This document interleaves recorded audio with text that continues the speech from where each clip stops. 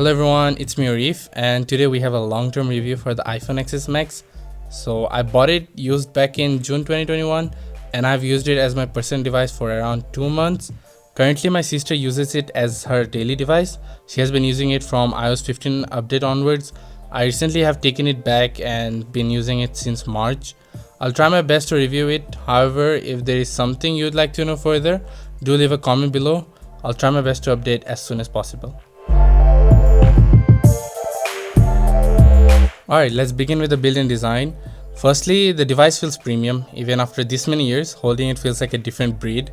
The stainless steel frame, as you can see, overall it's in a great shape, except for the bottom beside the speakers where it got chipped a bit. The back is made of glass and mine is currently cracked. Me and my sister have been using it roughly with the cover, but it fell for more than 5 times, and this is the current glass condition. It kind of looks like a spider web. The camera lens glass over here, as you can see, it got a bit of scratch, but it doesn't interfere with the camera or pictures. So overall, the build is quite heavy and strong, but just be wary about not throwing it here and there, just be careful with the device. I really like the gold color over here. This is one of my favorite color that Apple always comes out with, and by that I believe the build and the design is like one of the premium design you can find in the market, and still it feels premium until this day.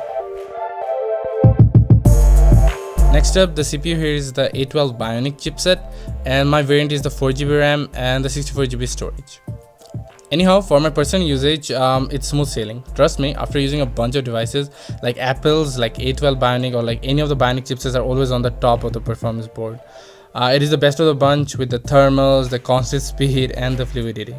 However, sometime randomly it will start lagging, or it just goes back to the home screen while you're using an app or while you open an app, but it's rare, so I don't think it would matter much. Even considering many other devices that have come within this time frame, the performance is way better than them. So having this certain hiccups wouldn't matter much because it doesn't happen quite often to get me frustrated. So yeah, overall the performance is amazing compared to the devices that have released in the same year back in 2018.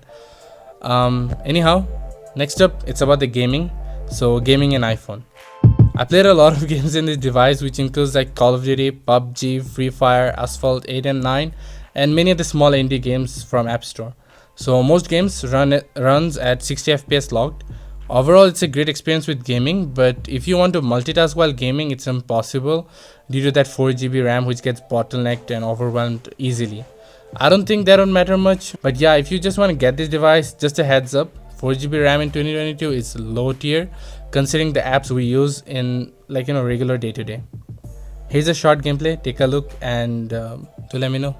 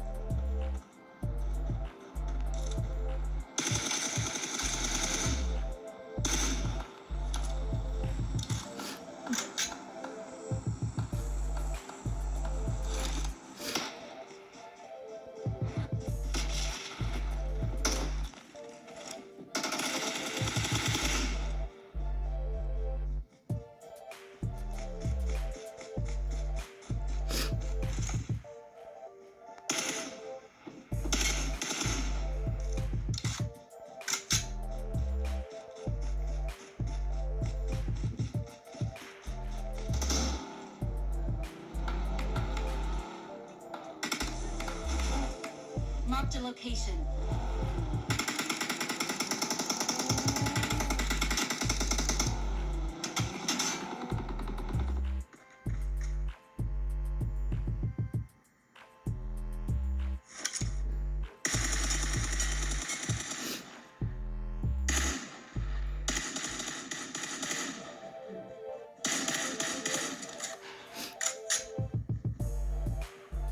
Flank left.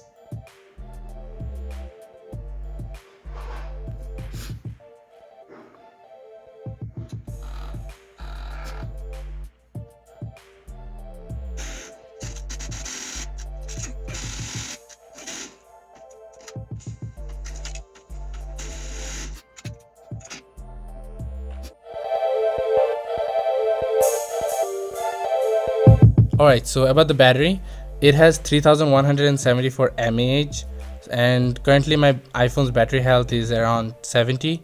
Speaking about mAh is not the right choice for an iPhone, to be honest. Like, let's talk numbers over here. Me personally, I'm a heavy user and I have to charge it around 5 p.m. daily since I begin my day at 9 a.m., which is not ideal for me, but I think for anyone looking for a device at this price range, I think it's better than most. My sister, on the other hand, she's a normal user. She doesn't use heavily like me, and she just have to charge it once every early morning. It lasts her all day, around 7 to 8 hours, which is more than enough for her as a normal user. However, while we are traveling, if you use a lot of camera, GPS and YouTube, you need to charge it at most like 2 to 3 times a day. But if you're just a normal user while traveling, like if you just use GPS, map and like YouTube itself, it will last you long enough to end the day at around like 10 p.m, around 7% most common for me.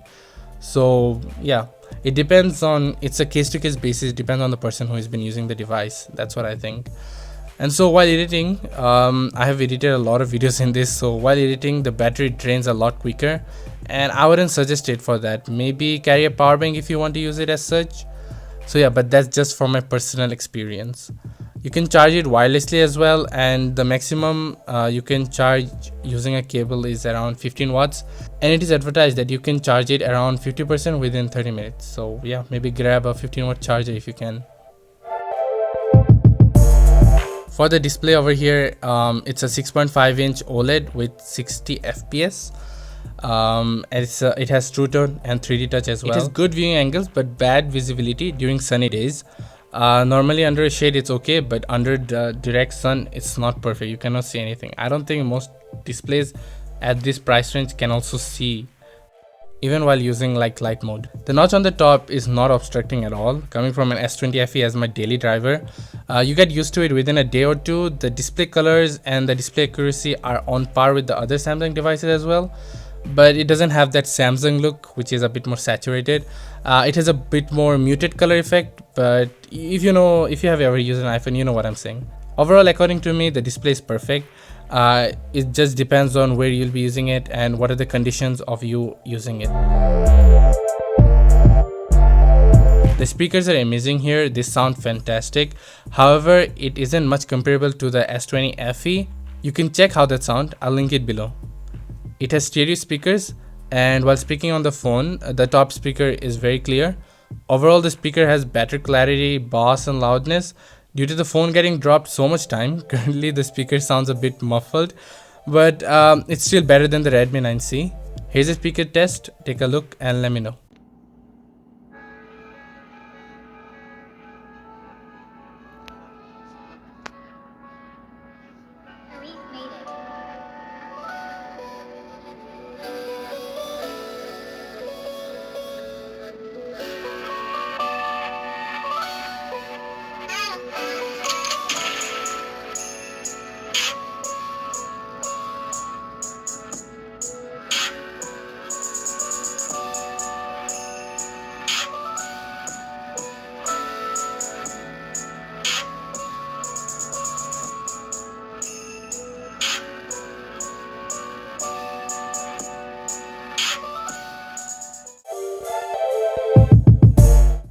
Here we have a 12 megapixel primary rear shooter along with a 12 megapixel telephoto. OIS is also present in both of the cameras. We can record videos up to 4K 60 in the back camera. And here a few of the camera samples. Take a look and let me know what do you think of it.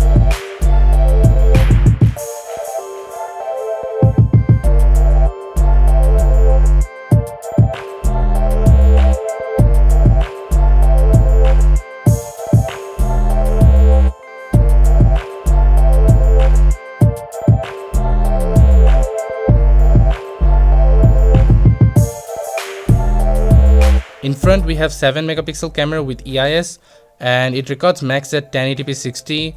And here are a few of the camera samples. Do take a look and let me know what do you think.